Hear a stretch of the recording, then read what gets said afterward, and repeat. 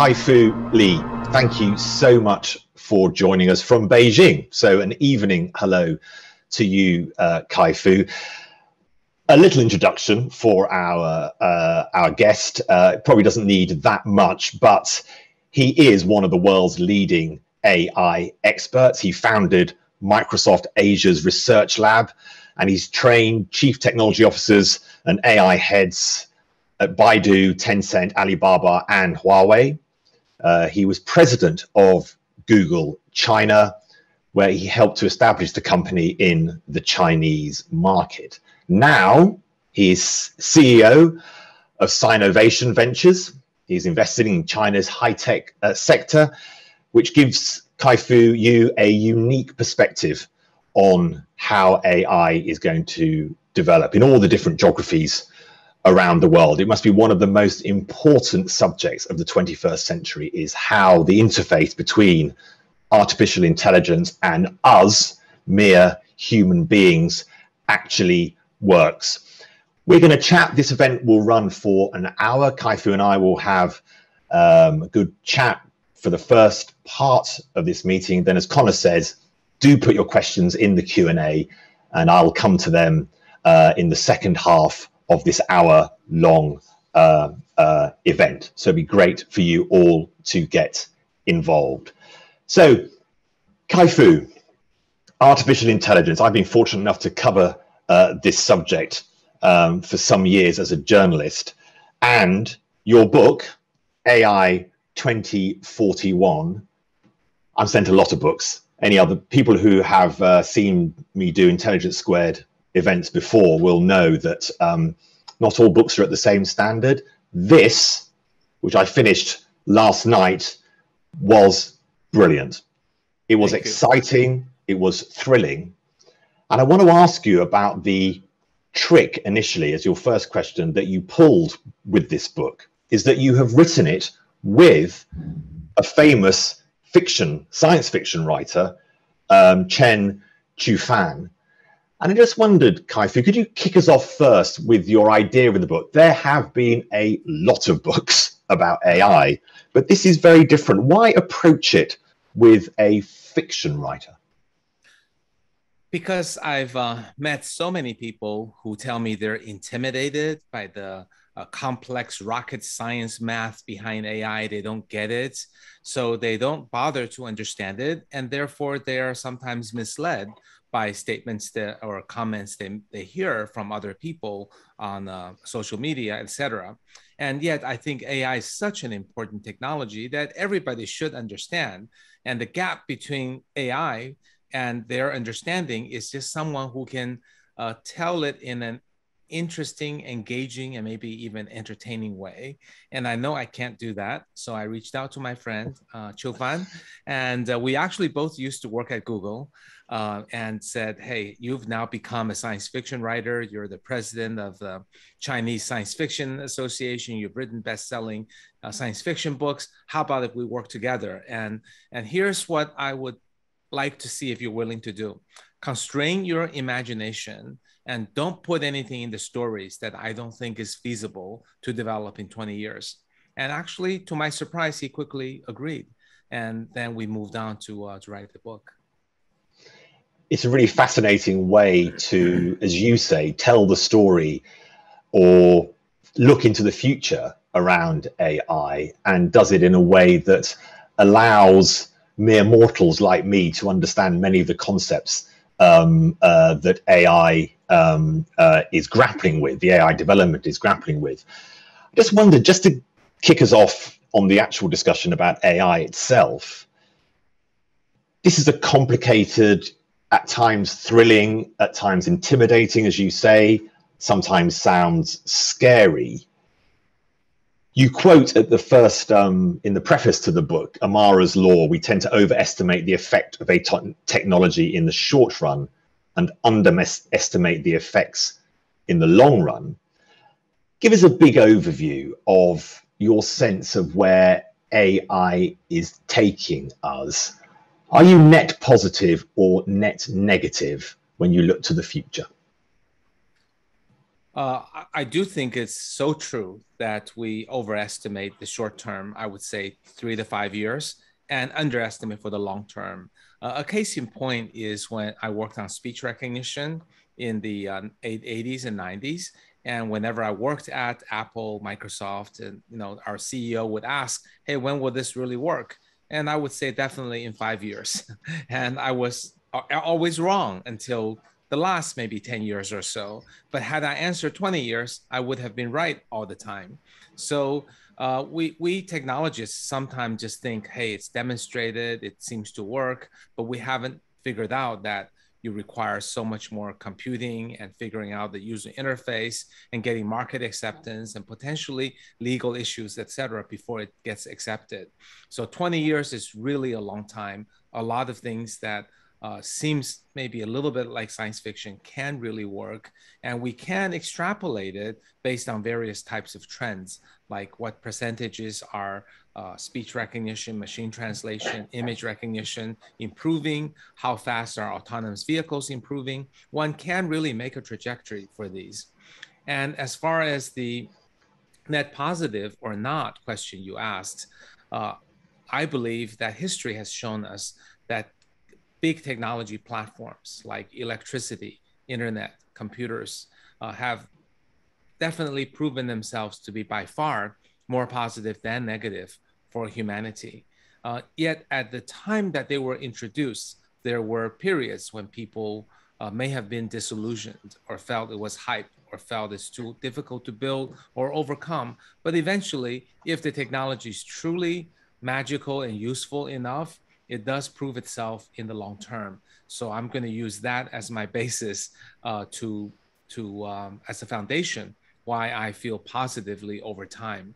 I also realize that today, when you look at AI, there are many issues that could be very troubling, that could be very challenging, and some could actually become existential problems. But electricity, internet, had those challenges also. So I want to remain optimistic, and I think history is, I think, is providing evidence that we can be optimistic.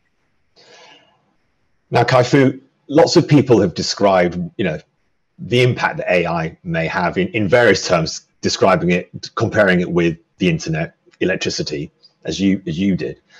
Sundar Pichai, chief executive of Alphabet, said that AI was as significant as the invention of fire, or the discovery of fire, sorry, and how to actually manipulate fire and be able to control it in some way. I mean, is that the significance that really the public need to understand about how AI can affect almost every process that we're involved in? Yes, I think fire would be a suitable comparison. I like electricity and internet better because they were actually invented through critical thinking and scientific process, as opposed to fire, which was presumably discovered as an accident. But I think the impacts are similar, that these are platforms. They're not one invention that solves one problem. It's not like the elevator or the switchboard. Those are, or the typewriter. These were good inventions, but they basically solve one problem. But electricity, internet, AI, and I think fire became a platform that enabled many, many things and many other inventions to be built on top of that. So I think those are probably four of a handful of key breakthroughs that changed the future for the human race. Let's go through some of the key concepts that surround AI. And as you say, I think can make it feel intimidating for people trying to speak about its relevance to them and how things might develop. And in some sense, allows some of the more scary possible uses to over-index for many members of the public.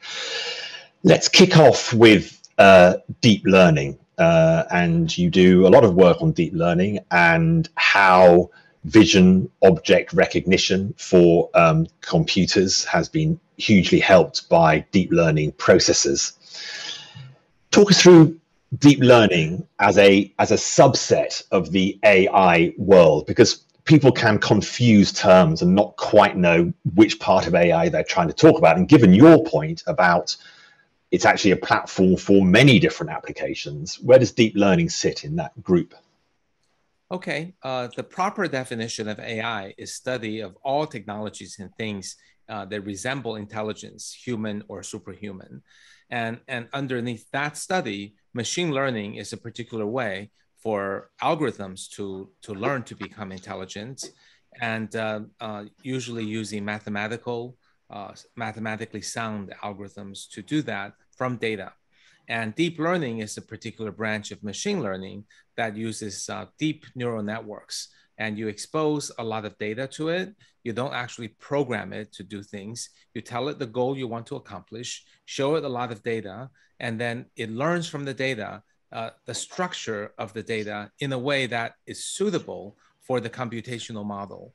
That structure almost definitely does not match the human structure, because humans are good at some things like analysis and inferencing and creativity and rules and a context and things like that.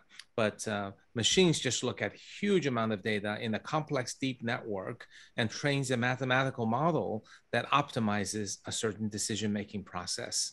So that is the process that's being used, whether it's in speech recognition, machine translation, a bank trying to decide whether to give someone a loan, would actually collect data from lots of people, all the features they can imagine, the salary, the address, the zip code, and also previous purchases and whatever data we can get their hands on, and then labeled with whether that person, when borrowed so much money, whether they defaulted or returned it.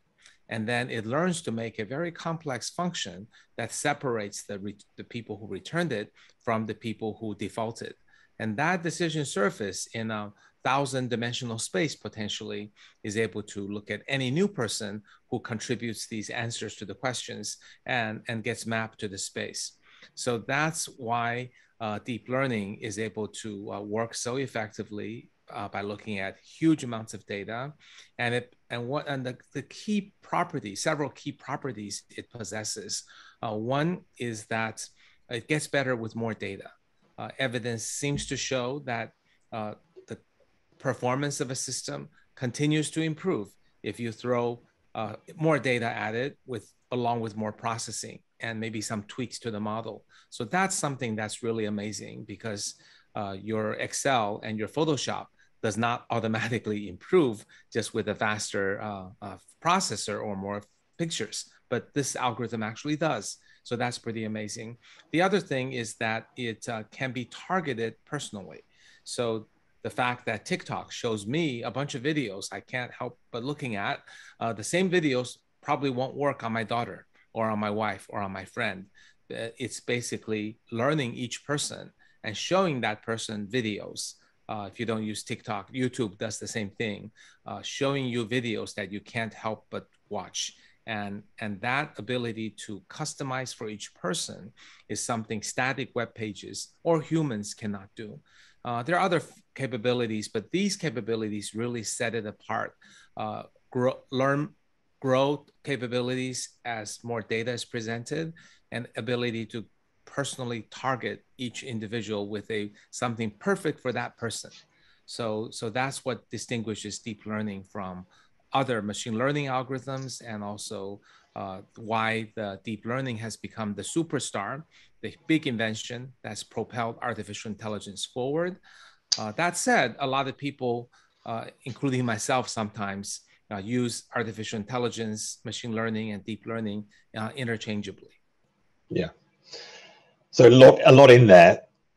Neural networks, Kai-Fu, such an important part of how the AI approach will develop. Can you take us through in layperson's terms neural networks? Because sometimes I find talking to people about it, and as I say, I've covered this subject for a while, they then think that is actually sort of mimicking the way the brain thinks. what do neural networks actually mean? And then I think we'll get on to some of those issues around the personal targeting.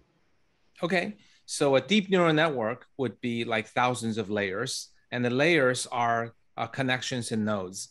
So connections have weights. So the way you train a neural network through deep learning is to show it lots and lots of pictures. So let's say you want to separate pictures of dogs from cats. So you feed it a photograph of a dog, and then into the network, and then the layers are numbers that keep multiplying.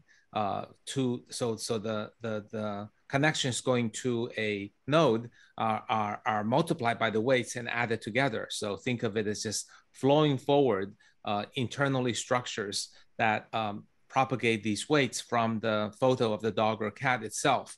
Then it flows all the way to the end, and the last node either says dog or cat. And if there's a picture of a dog and it says a dog, then you want to go back and tell the network you basically gave the right answer. If you gave the wrong answer, then it would ask the network, how would you want to readjust your weights in a way that the next time you might get the right answer? So it's like, teaching a child, saying, this is a dog, that's a cat, that's a dog, that's a cat. What's this? And if they got it wrong, then that one, whether it's right or wrong, becomes reinforced by learning, by saying, okay, you figure out whatever it is that makes this picture a dog, yet you thought it's a cat. Whatever made you think it's a cat, it's a little bit wrong. Whatever makes you think it's not a dog, it's a little bit wrong. Tweak your weights.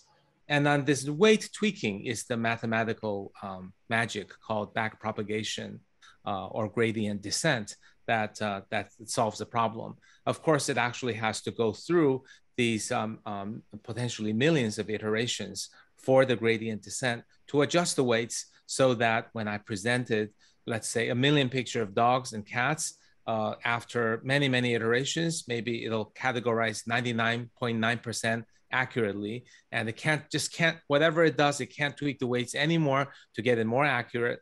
Then we feel that it's converged, and then we take this network and show it more pictures of cats and dogs, and hopefully it'll perform close to 99.9%. Fantastic. That's a super helpful way of walking us through the neural network system. Just on that personalization issue you raised around TikTok, YouTube, of course, there's that kind of slight klaxon moment then for some members, some people. That's the problem with TikTok and with YouTube. It serves me certain things in certain ways to trap me, some critics say, on the site for commercial reasons. Is AI simply a super booster way of very big companies making even more money out of their ability to keep us trapped in their ecosystems? It is. I wouldn't say the internet companies are evil in the way that you may imply. They just want to make money, and I don't think they want to cause any of us any harm. But they're the basically first set of companies that started using AI because they're the first ones who have so much data, and then they're the first ones who realize AI applied to large amounts of data you can maximize whatever you want. Think about it. If you're a CEO of Amazon, Google, or Facebook, all of a sudden you have a tool at your disposal. You can basically turn the knob and say, I want some more revenue. I want some more usage. I want some more profit. And whatever it is you want, it will show people whatever it is that will get you the most of whatever it is you want. So a company in the growth stage might want more users, then more revenue, then more profits. And if your quarter is challenging, you tweak for a little more profit. And if you want to go for more growth, you tweak for revenue. It's almost like a magical thousands of employees who will obey your exact direction. So this comes as a huge gift. And the result of which is, first, these internet companies made a lot of money. At least half of their market cap is based on the power of these technologies combined with data. Secondly, it reinforced their market leadership, or you want to call it monopoly, you can. But because previously, powerful market positions were created by brand, good products, and the users and loyalty, and maybe your data stuck with it or something like that. But now it adds on top of that the total vast amount of data it collects from all the people on which it can train to target all of the people. And that power cannot be replicated by a competitor who has 1/10 the market position. So it will reinforce monopolies as well. So these are the two powerful things. And really, I think the big mismatch is that they didn't realize, hopefully they're beginning to realize, is that they are using this double-edged sword called AI optimization maniacally to help them make more profit without realizing the externalities that it may have on the users. So the externalities were not intentionally created. Our addiction or our inclination to watch more violent or more extremist content, they're basically AI, maybe one step at a time, making us a little bit more extremist, a little more violent, or a little bit interested in inappropriate content, just because it gets more eyeballs and minutes for the website. So I think people now understand the danger.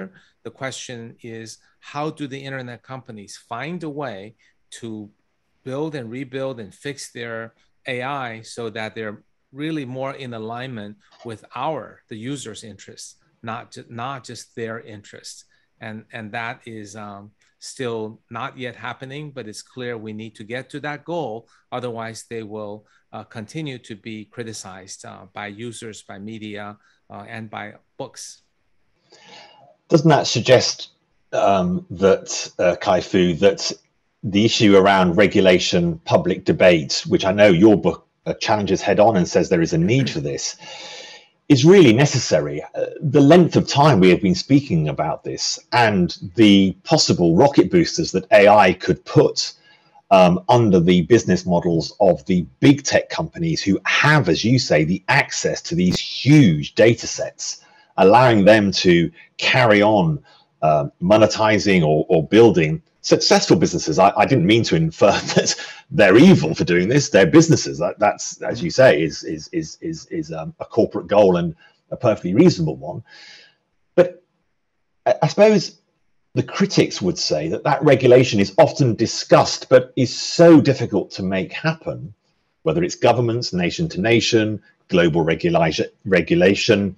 The tech companies keep saying, well, please send us new rules. We'll abide by the new rules. But so slow, the engagement on regulation. How could AI help us regulate these processes? Because frankly, getting human beings to agree, whether they're in the US or China or in the UK or in South Korea or Australia or Sudan, AI must be able to help here, surely. Give us a solution. I don't think it's so simple. It is clear to me that breaking these companies up isn't the right solution. Neither is take all the data away from them, because then will be gone all the conveniences that we have through these apps. So efforts to push them closer to interest alignment should be the solution.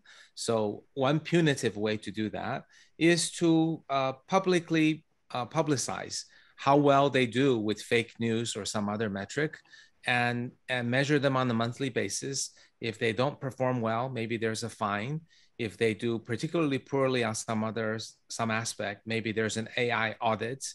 And if they do well, then maybe they qualify for some kind of corporate ESG investment threshold, and people will buy their stock.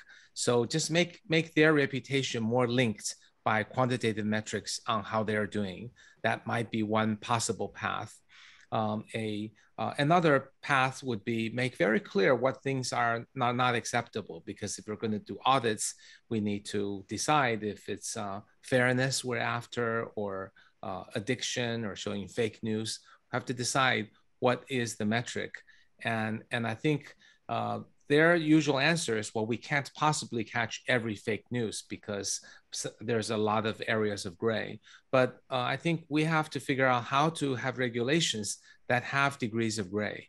That is, your fake news score must be 80% or better, whatever that means. And then we're going to call it right sometimes, call it wrong sometimes. But if you're doing a great job overall, we might make a few mistakes, but you'll still score 95. And we set the bar at 80.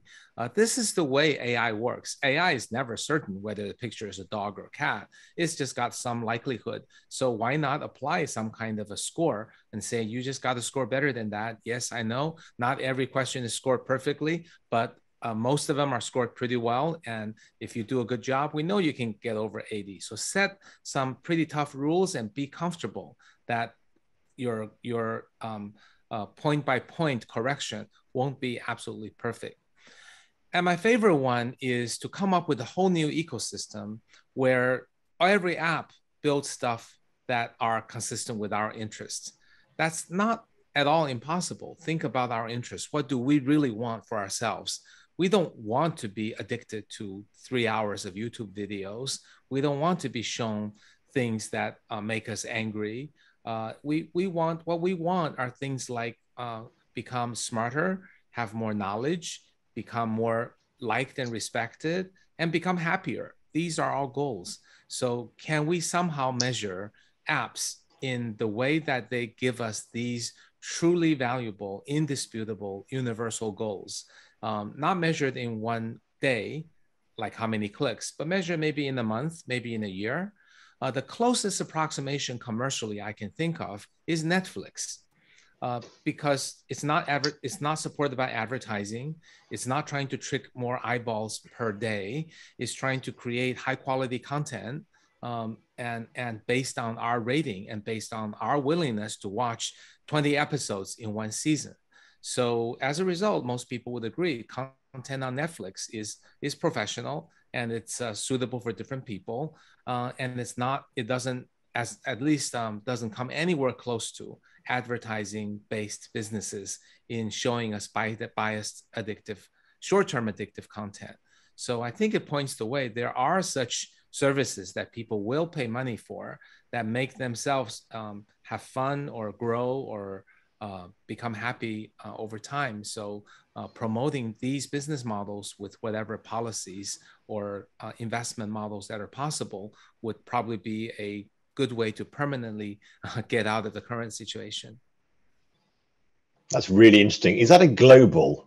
How do you set that type of process so that globally all the players can be clear on what that set of rules or guidance, I think that's a wonderful way of putting it, actually works? Who sort of, I suppose the question is sometimes if you think about as we would say in the UK, the person on what we call the Clapham omnibus, which is kind of just the person going to work on the bus might just say, who's in charge of that bit of it, of making sure that we're all a bit more like Netflix than we are like some of the rather more criticized platforms? I think people who invest like us, I can do a better job in investing things that I know are for longer term good. Governments can give incentives to investors and entrepreneurs who will do things, invest in things in that direction. Entrepreneurs should be informed about, do you want to be regarded like a company helping people, or do you want to kind of be always mentioned by media as a public enemy? And I think people will gravitate in the right direction. There's not a one person responsible. There's bits of it that all of us can do. And I think once there is momentum, then there will be a large shift. It's like the first advertising funded website, whatever it was, Yahoo or Netscape or whatever, brought in the avalanche of the rest of the business. So for a long period of time, every internet company, when they're raising money and ask, what is your business model? The default answer is through advertising. Only recently, I think we are creating momentum against it. We're hearing more companies doing subscription, whether it's enterprise software or cloud solutions, or Netflix-like products. So I think a shift is kind of happening for business reasons, but I think we can maybe add a little more fuel to that move away from advertising towards subscription funded. Then that will naturally create a better ecosystem. And it could also actually become part of sort of ESG, your sort of environment, social governance model maybe should be referring to these types of issues and should be part of your way of operating as a corporate. Right. ESG probably shouldn't penalize companies for being advertising funded. No. You could penalize companies for having too much fake news or too much unfairness or too many consumer complaints or something like that. Yeah. We're getting some questions in, which are brilliant. I'm going to come to them in a few minutes, but this is a fascinating conversation. Thanks so much, Kai-Fu, about your book, AI 2041. I don't want to appear negative because there's much positive in your book around healthcare, for example, around education, around personalization of education. But I do want to ask you about what might be described as the fairness and bias issue around big data, that it doesn't become clear until you get to the outputs that because of the way data is collected and frankly because of who leads on the coding, but also who leads on the use of digital platforms, particularly where lots of data will come from, can lead to biases in the outputs. Issues around gender, issues around race. How do we build systems that are able, before you get to the output moment where there's a problem and it over-recognizes and over-indexes people for biased reasons, how do we capture that before it creates the types of controversies that we've seen? There are a lot of simple, obvious errors that can be fixed. For example, a large American company trained their HR AI system on a lot more men than women. Then their resume filtering ended up giving a bias for men naturally. So that kind of problem can be addressed by better training for all the AI engineers, that they bear responsibility to have balanced data, especially regarding gender, race, and some of the key issues that people care deeply about. And furthermore, there can be tools that will raise a big red flag and says, hey, you just compiled an AI program that got all this 90% men, 10% women. We don't recommend launching it. Launch it at your responsibility. So those are things that can be done at a reasonably simple level of balance. But a lot of the more complex issues, the first story in AI 2041 is actually one of my favorite, even though it's a fairly simple example of a powerful insurance company that owns a lot of apps, social e-commerce and everything. It ends up getting in the way of the love life of a girl and trying to prevent her from dating a man due to racial reasons, even though all traces of the race have been erased from the system, because AI is so smart, it can infer that based on not just you declaring what's your race, or in this case, caste, part of the caste system. It can figure out based on your name, where you live, how much money you appear to have, and your zip code, and so on.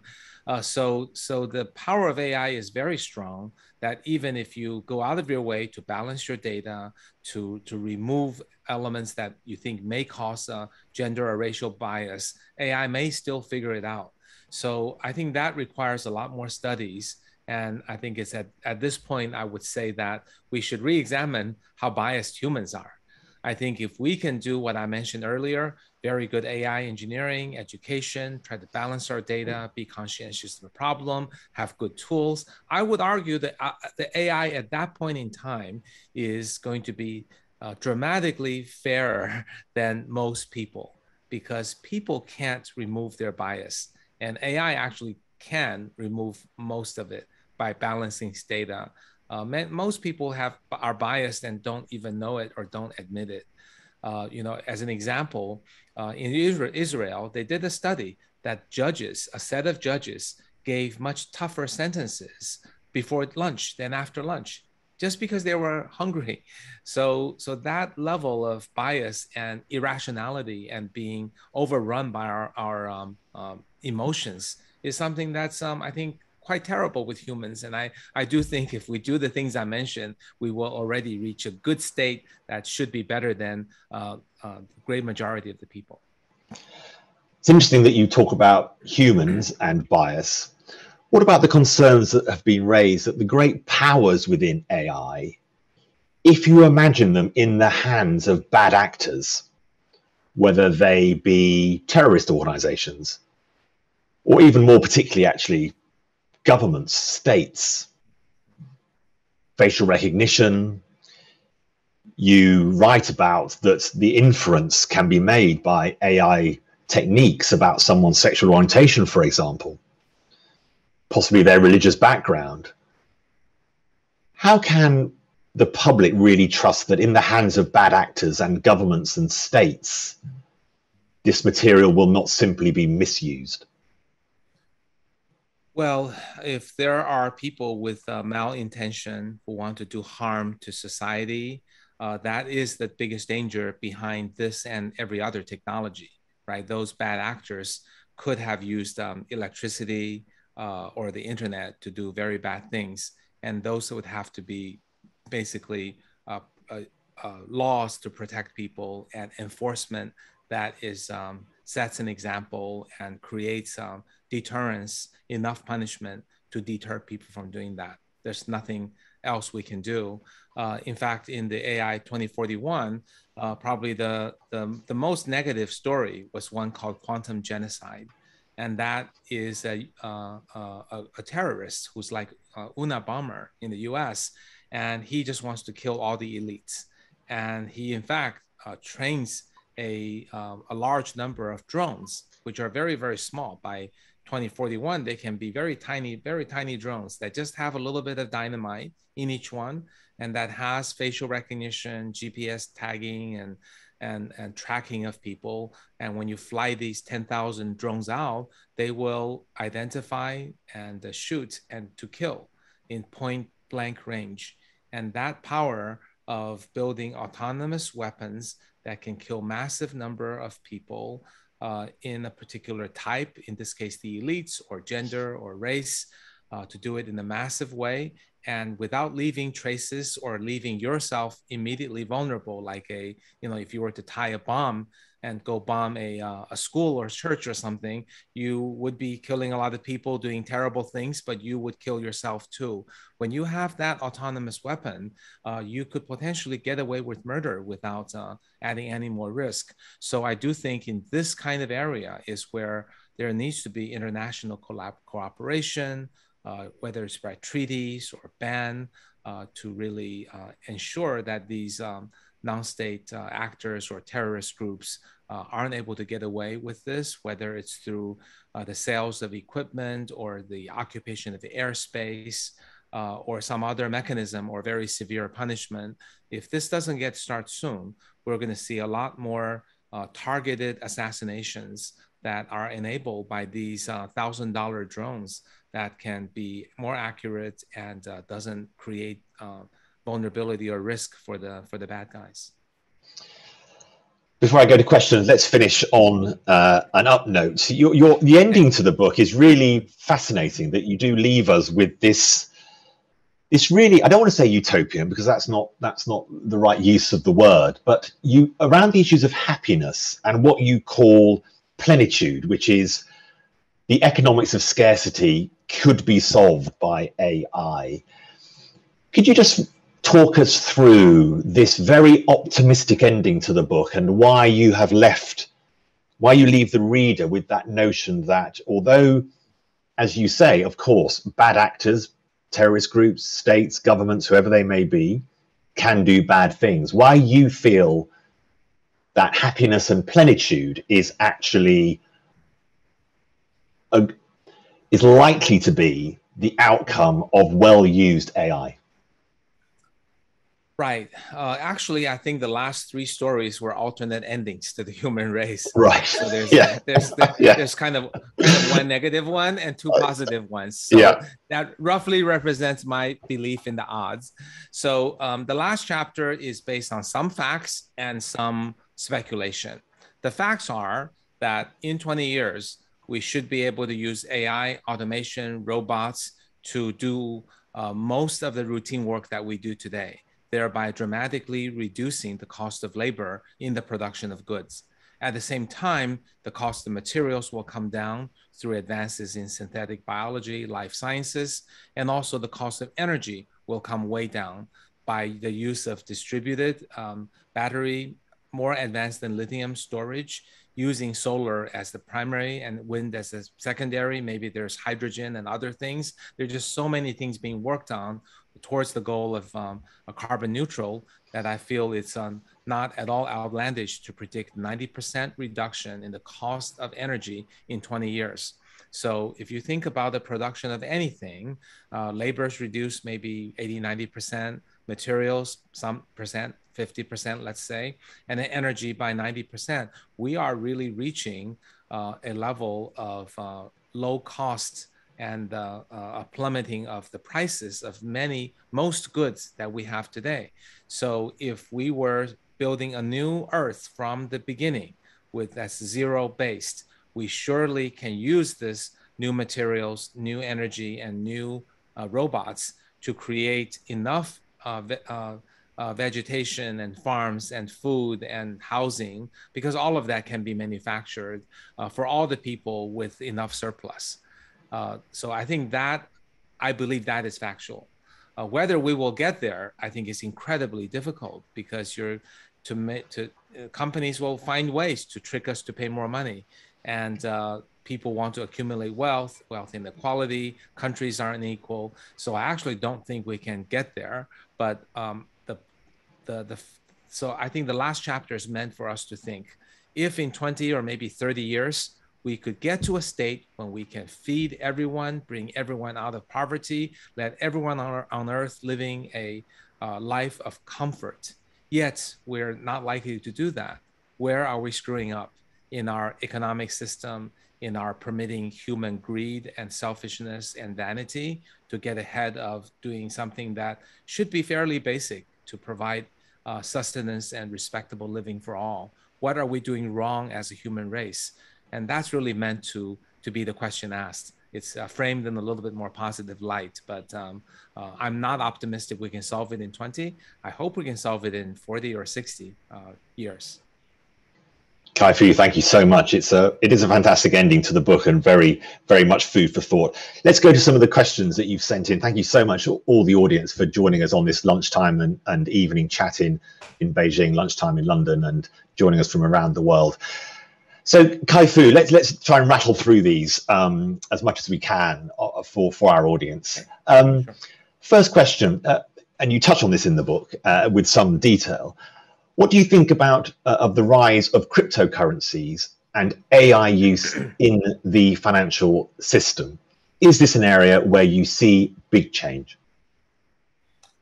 I believe blockchain is a fundamentally valuable technology. It can do a lot of things. In the book, I describe several uses, one of which is to guarantee authenticity of all the video, audio, images captured by all the devices, thereby allowing us to authenticate the courtroom evidence and data, and also get rid of the problem from deep fakes.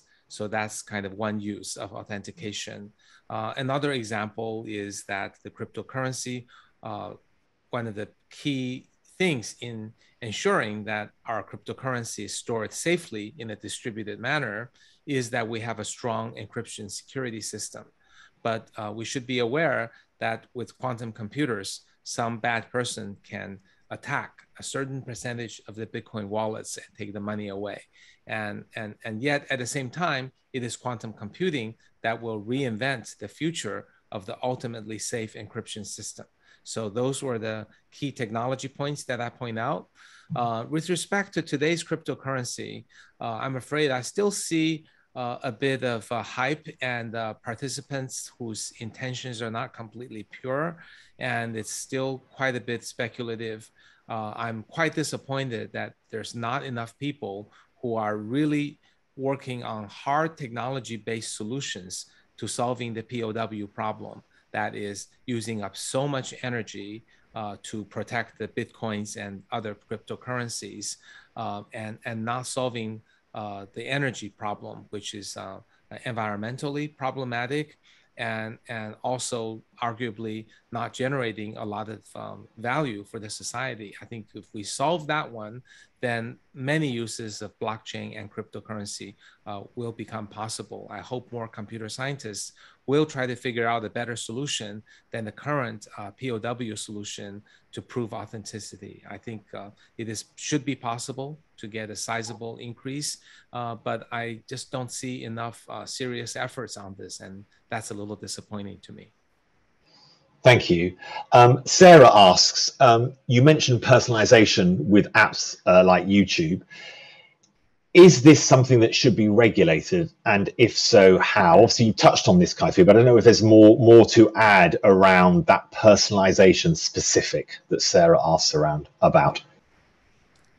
Yeah, I don't really know how to regulate that because it's both because in the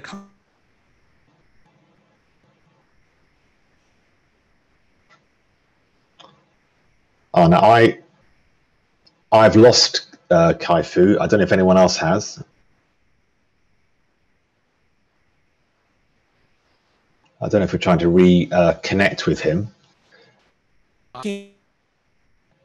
So just bear with us while we're just trying to fix the connection to Beijing. Hello, can you hear me now? Kai-Fu, you're back. Hello, I'm back. Okay. We just lost a little bit about regulation and YouTube. We just lost you for 30 seconds there. Yeah. Right. Yeah, I think it's a double-edged sword. The personalization is what makes a lot of good content. I don't think we should let the last 40 minutes make us think everything from companies are terrible. Most of it is quite good. It's the things that I want, but sometimes it can do bad things too. So in this case, I can't think of any ways right now how to only deliver good from bad, because that is so hard to separate. And if you get rid of personalization, you get rid of the power of AI. So I would say, don't throw out the baby with the bathwater. Figure out some way to salvage the situation. For now, if this really angers you, then don't use the services. Don't watch anything recommended for now. I'm pretty sure give the technologists and the business community 5 to 10 years, something that's much better than today will come up with something like that. Thank you. Another question. Do you think initiatives like the EU's GDPR are good protection for consumers, or does it just make European companies less competitive? The answer is yes. It makes them less competitive. Yes, but it does many things. First, I think it's very good in that it raised the whole world's awareness that people care about personal information and privacy, and something needs to be done about it. And I think it set a gold standard that the world is actually emulating now. So I think that's good. But I don't think it's all that effective, because when I go to all these websites, windows pop up and I just click yes. So it's kind of transferred responsibilities to me without me not knowing what I signed up for. So it hasn't really achieved that purpose. I think it sort of pushed the websites and the apps to say, I better be careful, otherwise a big fine is coming. That part is good. In the way it's implemented, I'm not sure it's all that protecting, because individual users either don't have the patience, time, or technology background to judge what part of the data to send to what websites. So maybe an AI will be needed one day to judge for me, because I don't think, if I can't do that, I think a lot of other people also can't do it. And I think the other thing is that I think generally speaking, not GDPR per se, but generally speaking, the EU approach has the following downside. I guess UK follows it, so I should say EU and the UK approach has the following downside. I think it asks too much to have a human in the loop, because human in the loop causes AI to be ineffective. The whole point of AI is not to have a human in the loop, and that becomes a problem. And also, I think having I think the wish that let's all, I think the idea that we own our data is absolutely correct, but the actual action or hope that all the internets and apps, internet companies will take all the data, ship it back to us, and won't store it anymore. That's something that just won't and can't happen. I think it's just too optimistic to hope for that. And even if that were to be possible, the AI will no longer be that effective. So I don't think that's a good idea. And I think the regulators also have a strong belief that it is a mechanism. GDPR and other regulations are a set of mechanisms intended to slow down AI. And I think that I can see why you feel that way, but if you feel that way and implement it and enforce it, you will be behind countries that don't have policies that are designed to slow down AI. In fact, US and China are trying to accelerate AI, and that would hold back EU on the realizing the commercial potential for the AI companies and industries.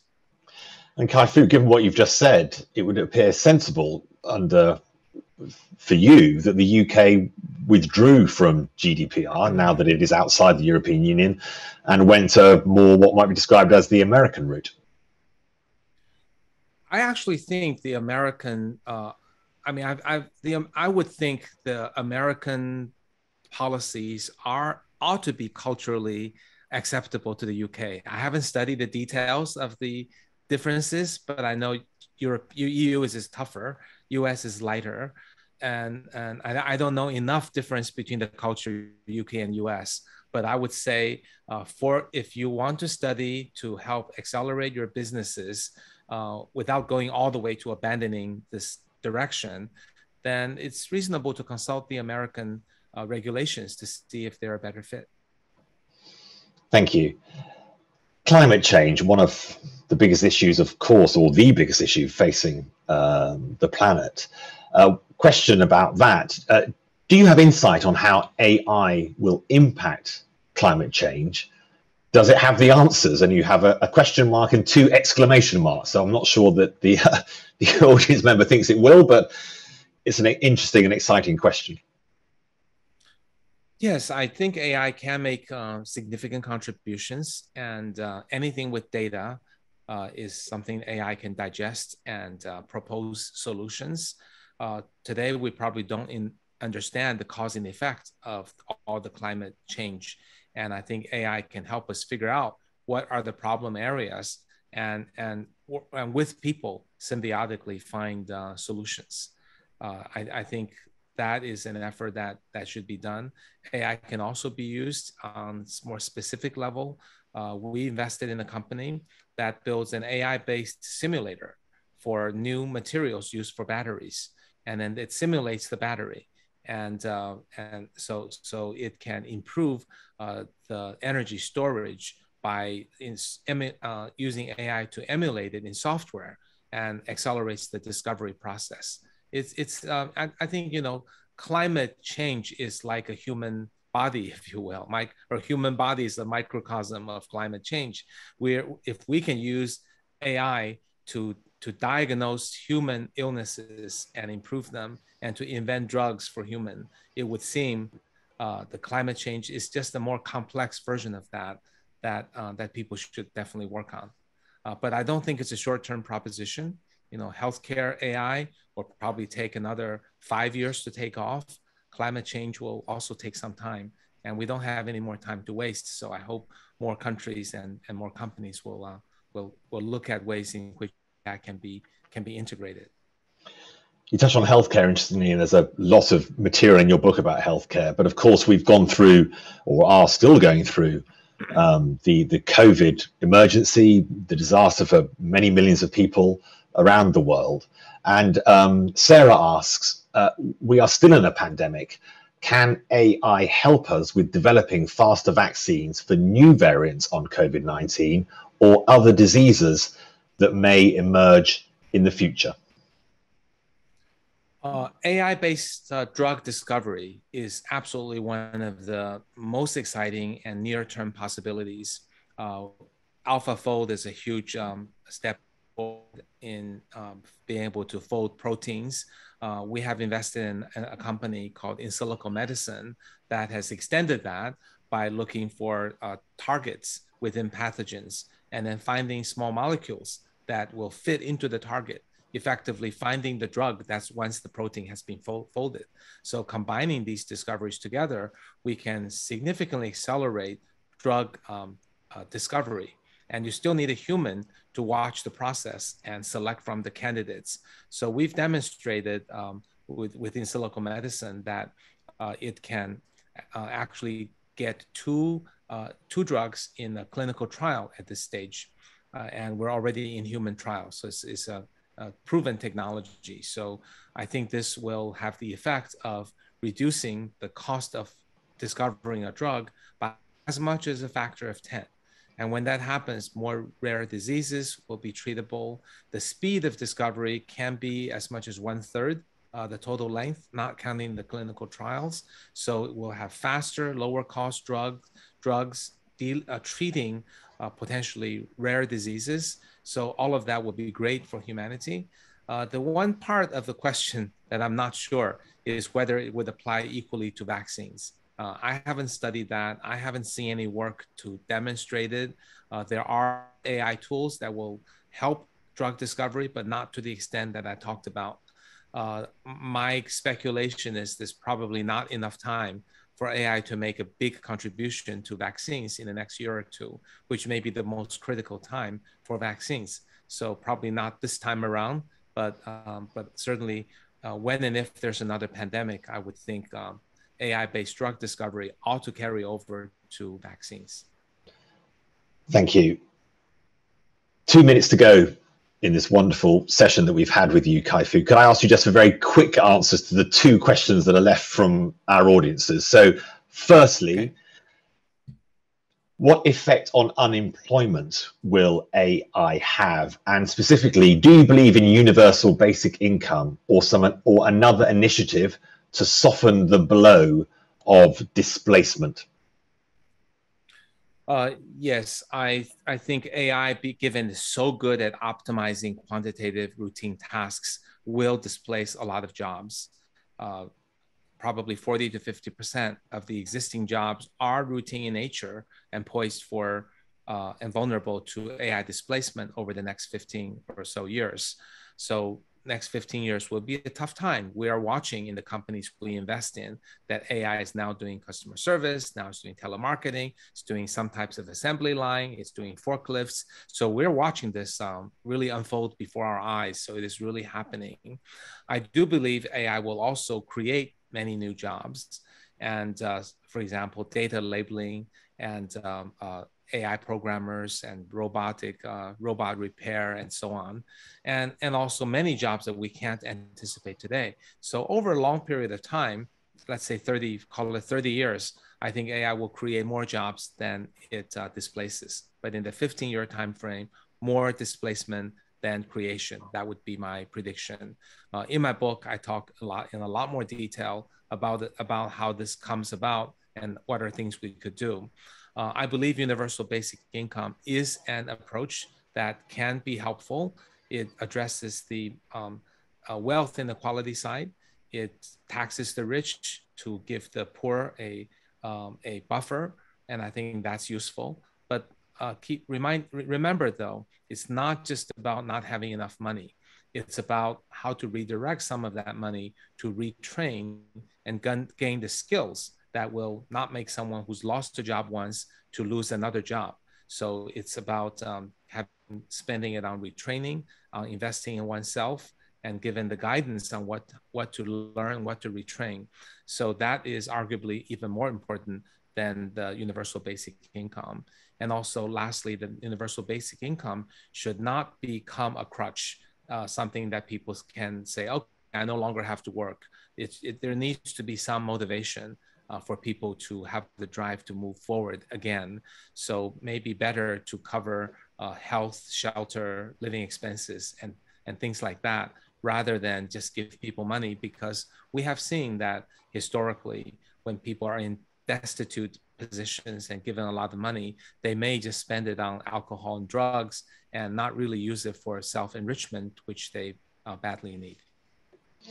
Final question, and thanks for your patience, Kai-Fu, and thanks audience for hanging on just past the hour mark. But which companies do you think are best positioned to take advantage of AI? And that's a question from Diana. Companies most advantaged to do that? Yeah, well, whichever company has the most data. And I would qualify that by saying structured data that has accurate labels that connects to a business metric. Because if you possess that, then you can create a closed loop in which your data will improve your business metrics. And then to become more specific, the companies that have already benefited are the internet companies, the Amazon, Google, Facebook, Tencent, Alibaba, ByteDance, and so on. The next set of companies will be companies that are traditional, but have data nevertheless. The most prominent of which will be financial companies, banks, insurance companies, investment companies. And then I think there will be also opportunities for disruptors. Some industries are poised for disruption, and as AI learns to see and read and understand, and machine translate and transportation, I think all of these are poised for potential disruptions. But in the near term, whoever has the data has the biggest advantage. In the long term, you can take advantage of AI by either being a disruptor, using it to do something that nobody can do and change an entire industry, or an industry early adopter that embraces AI combined with your traditional industry to be a step ahead of the competition. So it's a huge opportunity, kind of like whoever embraced the internet back 20 years ago, got a huge leg up on the competition. Just finally, talking about employment, in 2041, will an AI human robot be able to do this interview better than me? No, I think I have to say no. But actually, just to be polite, no, seriously, no, I don't think so. I do think they can do a reasonable job. I think they can do a reasonable job by training it on all the interviews. They should be able to do a decent job. But I think some parts will be hard. You know, humor and subtlety will be difficult. But just asking questions and doing follow-ups, those are things that AI will be able to do. But probably the part that's hardest to emulate is that as a good interviewer, you have your fan base and you have people who want a human in the process, and they want to know your background. They want to get to know you. So even if an AI approximates your capabilities, I'm sure Intelligence Squared will still much prefer to have you. Kai-Fu, thank you very much. Very good line from my CV. Kai-Fu says I should have a job in 20 years still. Thank you for that. Kai-Fu, what a wonderful book. What a wonderful hour we have spent with you. Thank you so much for your time. Thank you to the Intelligence Squared audience, to Intelligence Squared themselves, for hosting such fascinating debates. Do go online and have a look at what's coming up, as well as have the opportunity at a discount to buy Kai-Fu's